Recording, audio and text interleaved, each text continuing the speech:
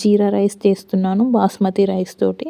Rice ఎంత కావాలో అంత తీసుకొని 2-3 టైమ్స్ వాష్ చేసుకోవాలి. నేను గీతో చేస్తున్నాను. ఆయిల్ కంటే గీతో చాలా బాగుంటుంది. ఇప్పుడు వింటర్ సీజన్ కాబట్టి మొత్తం ఇట్లా గడ్డ కట్టింది. కుక్కర్లో చాలా బాగుంటుంది. ఇంగ్రీడియంట్స్ ఇలా గీ వేసుకొని జీలకర్ర ఎక్కువ వేసుకోవాలి. యాలకులు, లవంగాలు, దాల్చిన చెక్క, ఫ్లవర్ ఉంటే అది కూడా వేసుకోండి. ఆకు, పచ్చిమిర్చి ఎక్కువ వేసుకోండి, కొంచెం టేస్ట్ని ఇచ్చేది అదే.